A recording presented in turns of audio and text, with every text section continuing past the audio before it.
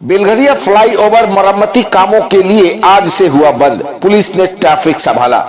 Barrackpore commissionerate के अंतर्गत Belgharia station के ऊपर बना हुआ बेलघरिया ओवर ब्रिज, जो एक तरफ दमदम तो दूसरी तरफ रततला बीटी रोड को जोड़ता है, इसकी खस्ताहाल हालत को देखते हुए मरम्मती काम को शुरू कर दिया गया है। इस मरम्मती काम के शुरू होते ही बेलघरिया ओवर ब्रिज को वाहनों के लिए बंद कर दिया गया। सूत्रों से मिली जानकारी के अनुसार बेलघरिया ओवर ब्रिज के मरम्मती कामों में लगभग 4 महीने लग सकते हैं। आज सुबह से बेलघरिया ओवर ब्रिज के बंद होने से लोगों को ट्रैफिक का सामना करना पड़ा, तो वहीं पुलिस के अफसरान ट्रैफिक को कंट्रोल करते हुए नजर आए।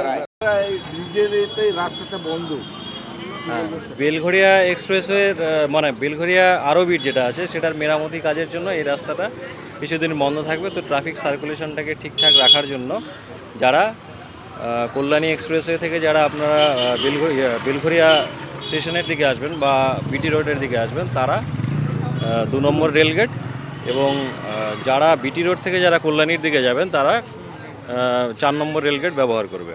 এইভাবে সার্কুলেশন ভাবা হয়েছে ট্রাফিক যানজটটা নিয়ন্ত্রণে রাখার জন্য। কতদিন চলবে স্যার এটা আনুমানিক এখনও পর্যন্ত বলা যাচ্ছে না, আনুমানিক আমরা ধরে রাখছি 3 থেকে 4 মাস চলবে।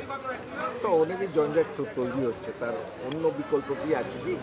বিকল্প কল্যাণী এক্সপ্রেসে যারা যানজট একেবারেই এড়াতে চান কিন্তু সময় একটু বেশি লাগলেও রাস্তা আপনারা বেলঘরিয়া এক্সপ্রেসে অ্যাভেল করে দক্ষিণেশ্বর হয়ে ডানলাপে আসতে পারেন, আর আবার ডানলাপ থেকে একই রাস্তায় বেলঘরিয়া এক্সপ্রেসে ধরে আপনারা এদিকটাতে নিমতা হয়ে 201 হয়ে এই পাশটা এই দিকে যে বসতিগুলো আছে সেগুলো অ্যাভেল করতে পারবেন। এর মধ্যে স্যার পরীক্ষাও আছে।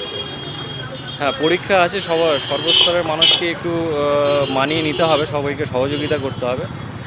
আমরা সকল অভিভাবক, পরীক্ষার্থী এবং যারা স্কুলের কর্তৃপক্ষ আছে তাদেরকেও অনুরোধ করবো আপনারা যে কোনো রকম সুবিধায় আমাদের সহযোগিতার জন্য বলবেন, আমরা সাহায্যের হাত বাড়িয়ে দেবো।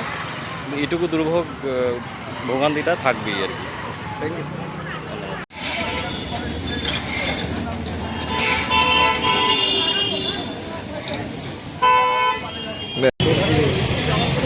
নম্বর রেলগেট